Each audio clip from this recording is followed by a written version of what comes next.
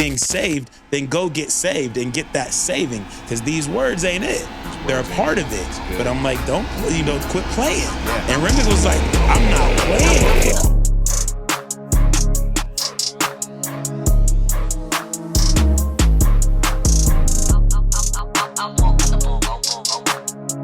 So let's hop into the movie. All right, let's get into it. There will be some spoiler alerts, so if you have not seen the movie Sinners, you probably want to turn this off because we're probably going to be talking about the plot and everything. Come back once you see it. Yeah. What did you love about the movie? I thought that there was so much care and compassion with sensitivity toward the stories. Yeah. Like these are individuals, but there's culture, there's community. But I felt like he just was really holding these stories with so much value and awareness and honor and appreciation. The characters were sensational. I had a hard time with that. You didn't like that part? I didn't love the fact. Listen, I love this about Ryan. Every time Ryan makes a movie, he gives so much attention and care towards making sure multiple cultures are represented.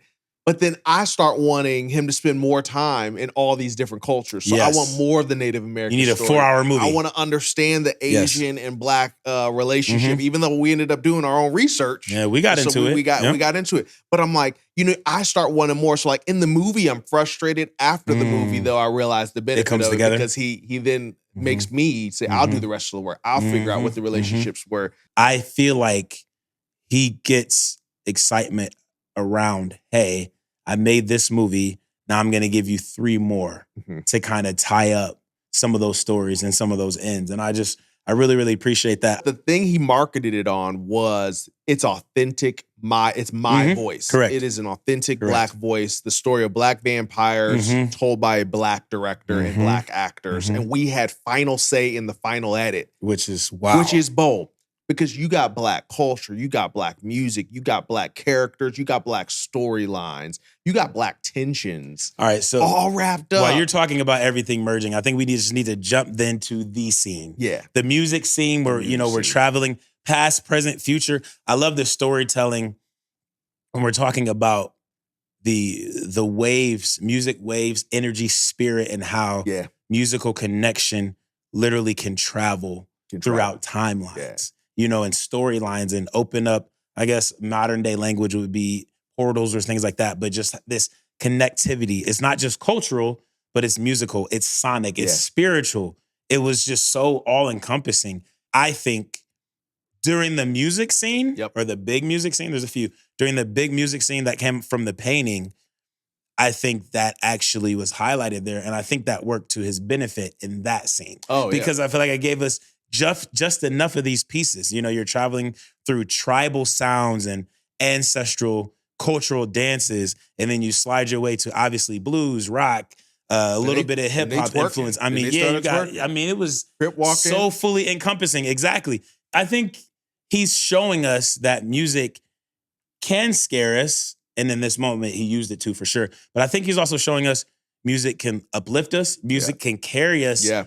Without getting into like deep religious pieces, I think music can save us. Yeah. In instances, I'm not saying like music is a God, but we had that theme. That's what I'm saying with the blues. And so it's like the same thing that can save you can destroy you. Yep. And I love that idea. I love that visual for a lot of aspects of life. Now, obviously, we can't talk about Sinners without talking about Smoke and Stack. Michael B. Jordan, extremely ugly actor. Very ugly. Hideous, but he's talented. Just unfortunately not easy on the eyes, afflicted with just a... Why would you cast that guy?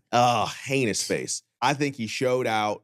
Here's the one quirk I would have wanted from Michael. I would have wanted Smoke to have just one little physical quirk. Yeah, almost like a twitch or something. Like not a twitch, but like maybe something clear. I was thinking that too. Something he could have added, maybe like a little stutter issue he could have had. If he had given Smoke just a little or something like with my left hand is always off. Loved it. Do you think he intentionally didn't do that to show that I can execute these two realities so seamlessly and flawlessly that I don't even need a quote unquote giveaway? I mean, Michael will probably say that. I'm sure, I mean, he was like, I intend. Like, hey, he did do a great job. Could have given us a tick. It's like, no. Someone else would have given you a tick. I exist on a higher level. Thank you very much. Having to perform every scene twice. I mean, they said they will put the halo around him, which is all these cameras. He would perform a Stack, and then he'd have to go change, go to the trailer, change, come back, and literally do the exact same scene now as Smoke and have to remember everything that Stack did and make sure that he was accurate in that.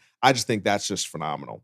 You know what they said the hardest scene in the entire movie was to shoot? What? That took the highest budget and the most time was simply him passing when the he's cigarette. passing the cigarette. I was wondering about that. Passing the cigarette, they said took so much advanced cinematography to get that simple movement of Smoke passing it to Stack. And he was like, we needed to do it because it allowed you to really begin to think of them as two separate people. Correct. So we needed to do it. And that's what it took like a whole day, I guess, to make that simple shot.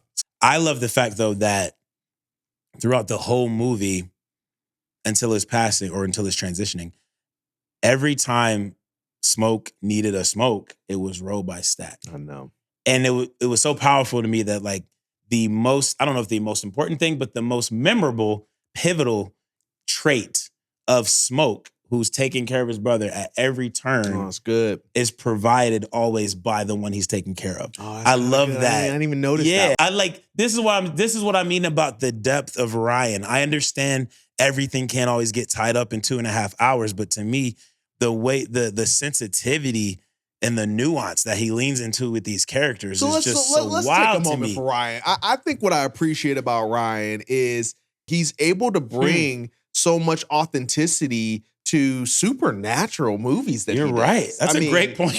I think that's what makes him so, like you're watching vampires or Black Panther, but you're also getting a history lesson and getting so much culture. He's a fusion of so much that I'm like, I can't imagine what just hanging with him over wings and having a conversation. I feel like he'd go anywhere. And I'm like, he clearly is somebody that is a reader. He's also probably appreciates film, art, and so much more. He's witty too. I mean, you know, the little jokes about the slaughterhouse. Yeah. You know, what is this? What was this? Oh, it was a slaughterhouse. And then clearly we saw what happened. Yeah. And then the gentleman like, you know, your clan buddies come around here, we lacing them all up. He's like, clan don't exist anymore. You know what I mean? Like just this, again, along with the super deep stuff, that everyday natural wit of like, this is what daily life is like. We're going to just play with each other and banter with each other and lie to each other, but we're also going to get deep as needed. Isn't it crazy that in college he was so broke he couldn't afford a script writing program, and his wife or his girlfriend at the time, I think, but his wife now ended up spending $300 on software, and now he's the #1 box office in the world, I'd imagine. So I just think like the more and more you like look at his story overall, when you zoom out and then you zoom into this moment in time where he's just on top of the world, you just can't help but feel so proud for him. No question. I mean, look what he did. And we know, we've done this long enough to know no one person ascends by themselves. We're not arguing that. We're not saying he just sat in a room and never had any help. What we're saying, though, is you still have to drive your vision. And I respect him and appreciate him so much for driving that vision. Okay, I got to ask you this. Come on, hit me. We've heard and seen so many reactions to this movie. A lot. From religious fan bases. A lot. Some good, some bad, some in between. I just want you to give me your initial reaction through the spiritual or religious lens. And then I want to go into some of the things that other humans have been saying. The scene, Sammy's in the water with the devil pretty much. In the water with the lead vampire. And he starts chanting the Lord's Prayer. Come on now. And then the lead vampire starts chanting the Lord's Prayer. With him. I think took might it over. have been the most eerie moment of the entire movie because we all did. What? We were leaning on that. I said, and I feel like all the Black people in the theater were like, "Yo, that was our thing. That was saving us." Yeah, like, thank you. Let's say the Lord's Prayer because it's getting crazy. The devil can't like, say it with her. He said, "Amen." I said, "Amen." Wait, did you just lead the prayer? I swear the character that was supposed to represent the devil led the prayer. That right there, I knew in that moment, that's going to offend a lot of people. Of course. Because I'm like, you are tampering with this sacred prayer. Yes. I think Ryan did it masterfully from an artistic standpoint. He was telling a message. He said, hey, that prayer was given to you. And he began to tie it back to colonization. And I'm like, this is a theme that if you look through Ryan's movies, he's always going to be bold in saying colonization had lasting effects on Black people. Did you feel like he landed on communicating that, bar none, Christianity in America or Christianity for Blacks is solely a result of colonization? Well, I think he was like, Christianity was given to you and there's something that came before it. I think that's what I would say. Yeah. The fact that this being has been around long enough to know this prayer and know it with you and freak you out by saying it to you. By the way, that doesn't take away the validity of the prayer. It just means you have to understand, for those of you who are engaging in this religion or this belief system, no set of words was going to save you anyway. Yep. Do you have this relationship or do you not? So that's why, again, when I watched it, I didn't have the exact same reaction as a lot of the Christians where they were so offended and moved and whatever. And they have every right to be. I get it. We all have different experiences. But to me, it was like, ooh, he's pointing out like, you're calling yourself a Christian or Jesus follower. You better make sure you're actually in that relationship, because that's, if you want to be saved, if that's what you think it's about, is being saved, then go get saved and get that saving, because these words ain't it. They're a part of it. But I'm like, don't quit playing. Yeah. And Remick was like, I'm not playing with y'all. Right or wrong, I'm not playing with y'all. The minute Ryan Coogler's like, I'm doing a vampire movie, so people immediately are going to be like, hold on, clutch the pearls. Yeah, and it feels evil, maybe. It feels evil right out the gate, so he's already working at a deficit. And so he understands that. But I think that in the end, he shocked a lot of people. Yeah, I think there's more people that were impressed with his boldness. I do too. Because movies are art, and we just can't forget that. I know. I think there's a lot of times religion is like, we need everything to be like a sermon. And I'll say, no, there needs to be spaces for sermons and there needs to be space for art. For sure. And I'm like, and so he wanted to explore the complexity and the nuance of art. And I'm like, I think you got to let him do that and not try to tell him that he needs to be sterile and the same as your pastor would be. Correct. Shout out to your pastor. And by the way, there was a pastor in this movie. There was a and pastor he was Sammy's father. He was Sammy's father. And Sammy returned there. So again, not saying that he had to, but he did. And so, yeah, I just... Big moment for Miles, I think was his name. Miles Caden, whatever, man. Miles Big came moment. in. Did you see that the scene where Delroy Lindo is in the car, Slim is in the car, and, he's recounting his friends who were, the cops scooped him up and they were taking him around the country and performing and all that. And obviously they eventually turn their back on him. That things happens. But when the tap, that whole scene, it felt organic and impromptu. Yep. But to hear him talk about how like, that was just me in the moment. I was feeling it. I was in that space thinking about, friends or whomever that had passed away. And to see him lead with that, sliding into Michael, then telling Miles, like, you got that guitar in your hand, don't you? And to watch that incredible scene, maybe the stolen scene of the movie even unfold off of organic spirit. That moment where they're in the car and the music opens up and it has that high. Come on now. I don't even know what that note was, but it was like this moment where it was so euphoric and everything was all right. Everyone was happy. Everyone agreed and said, yes, we got the best blues singer. We got the up and coming blues singer. We got Smoke and Stack reaching their dreams. They got the property. And it was like this beautiful moment before the darkest night ever that no one would have predicted. Yes. I literally would say that was probably my favorite moment was and shout out to Ludwig. I don't even know how. In fact, I'll tell you what, I literally pulled up his, I'm going to just run down his, obviously he did Black Panther. Yes. He also did Oppenheimer. I didn't know that. He did Creed. He did Wakanda Forever, Tenet. I know, he did Tenet. And he's about to do the new The Odyssey with Christopher Nolan, the brand new movie that's going to be coming out. He's about to start working on that after this one. This man, you just point the direction and he can go there with the best of them. I would say, I love Hans. I love Hans Zimmer. I mean, come on now, Hans. I'm gonna give Ludwig this generation's Hans. And that's early to give him. That's early in his career to give him. But if he keeps doing what he's doing, he's this generation's Hans Zimmer. He's definitely on pace. He's on pace. I can't argue with that. He's definitely on pace. Okay. Come on. I just wanna go emotional right now. Yes. What was going on in your heart when Gracie just did what she did? And didn't you feel that coming? How come nobody, look, I'm not a proponent of violence, but it's a horror movie. How come nobody just knocked Gracie out first?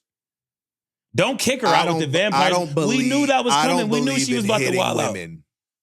But I mean, who does? Right, of course not. 100 we all gotta die? 100 vampires at the door. And by to say, I'm not saying you do it. There were women in there. This is Let the Annie moment, do it. This is let the Annie moment lay her out. Thank you. I got what not you're a man. You're gonna send the hood one, not to knock her out. I got it. We understand that. 100 vampires at the door, and this is the moment she completely loses it. When that door opened, and they were standing there, I said, "Well, we all know how this is gonna play out." Yes, we do. And it played out exactly like we thought it was gonna play out. It did. Oh, shout out to the scene where everybody was taking the garlic. Oh, I know. They better than me. They better. I tell you what, Delroy would have got it, and the lady that Sammy was cheating with, I forget her name, the singer, she had a beautiful voice. She would doof. They were playing around. You're right. The way that this started with a group of 3 wild beings that are not awesome, but by the way, in their own manner, they are trying to promote, now it's deranged, but they are trying to promote this idea of unity. I mean, we saw how much they detested the Klan members whole time. I think Ryan's, you know what I mean? Like, it's just Ryan's complex. writing of Remick was masterful because you use the Irish story. Yes. And those that have done the research in history understand that there is racism in Ireland. And so Remick had faced persecution, had dealt with colonization. So he did have a genuine empathy for the blacks and saying, you guys are facing something that I already faced, but if you join me, I'm going to be able to help you defeat it. And so there is that moment where, you know, Stack is trying to convince Smoke after Remick tells him everything you thought was real, it's not fake. Everything you thought, when you thought you were so close to that euphoric feeling you had in the car where you were so close to your dreams. You never were. You never were. It was never real. The movie's titled Sinners. It is. And I think the whole movie, you're trying to determine who are the sinners. Yeah. You saw sin in everyone. Of course, yes. I think that even the heroes, you saw their dark side, and even the villains, you saw their righteousness. I know. I would even say this, you know, the pastor, on paper, he was a righteous, great man. But there was something we felt watching his dad that was like, I don't know if you get, I don't know if you get Sammy. Correct. And I don't think you're even trying to understand. That was the tough part. It was clear he didn't get him. Sammy's not acting up because you know Sammy was what? Look, Sammy's first act was to go commit adultery. So again, not here to judge him, but I'm like, it was clear they were like, it's called Sinners, and our favorite guy is running toward it. At the moment they met, she said, by the way, I got a husband. He said, cool. You happy? He went right to it. He's like, anyway, irrelevant. Let's keep it moving. And I mean, now Delta Slim didn't help giving him that whole... Like we said, the movie's called Sinners. So whatever, you know, and we all got our stuff. But yes, to your point about Sammy's dad, yes, we knew Sammy was searching in whatever manners, but it did feel like, for whatever his reasons were, it felt like Sammy's dad wasn't super interested in figuring him out. And he talked about the drunken people, like they're over there. Yes, like, separation. You might have wanted to be there. You know, that's what it felt like. If you were a man of God, maybe you needed to be where they were at because maybe they needed help over there versus trying to get them just to come through your door. If he could handle it, though. He was talking as if, and I'm not trying to disparage him, but he was talking as if he couldn't go be around people who lived other than him and live the way he wanted to live. Like, it felt like that's a whole other podcast episode. It is, but I'm saying that's what he was giving me. You're right. He was like, those blah, blah, blah, and those drunkards and they just sweating on each other. I'm like, okay, cool, whatever. But I'm like, you're saying that as if you couldn't handle it because you want some of that. And I'm like, that's good. We got to get better. I would say, Ryan, you got something special here.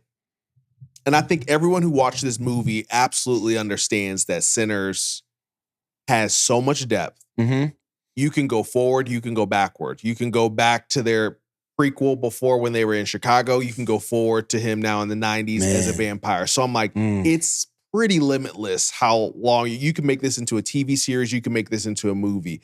I want it to remain a movie. I don't want it just to go to Netflix.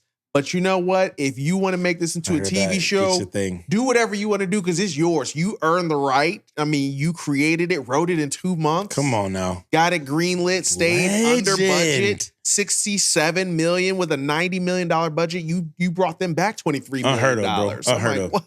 I'm like, because you knew he was about to get it back in 25 years. But your time, you're efficient with your funds, and you still made it excellent. So you have the right to do whatever you want. I want it to remain a movie. Please keep it a movie. That was beautiful. Here's what I want. I want Smoke and Stack in Chicago with or without Capone. I want that movie series. I want Stack and Mary, the story. So I want the Stack and Mary story, but I want it with Mary's mother who helped raise them. You want that on Apple TV Plus? Where you want that one? I haven't figured that out yet. You want that? Because I don't know. You want that on Peacock? Yeah, I don't.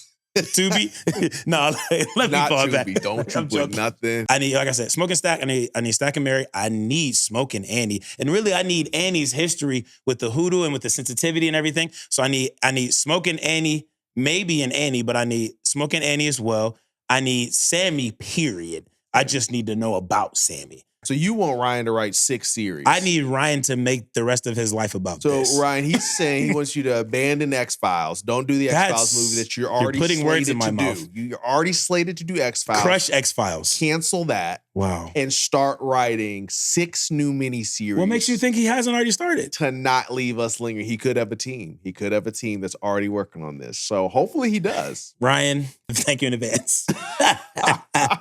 If you haven't seen Sinners, well, you probably haven't been watching this episode. If you haven't, you're right. Yeah. Because you ain't gonna go see it now. Super conservative, and you're like, I'd rather watch or listen to it than actually go see the movie. In which we would say, why don't we think outside the box and try to go see Sinners and see for yourself what you might actually encounter? And who are the real sinners? Oh my! Spoiler, everybody. Everybody. That's Beltline Black. Come on now.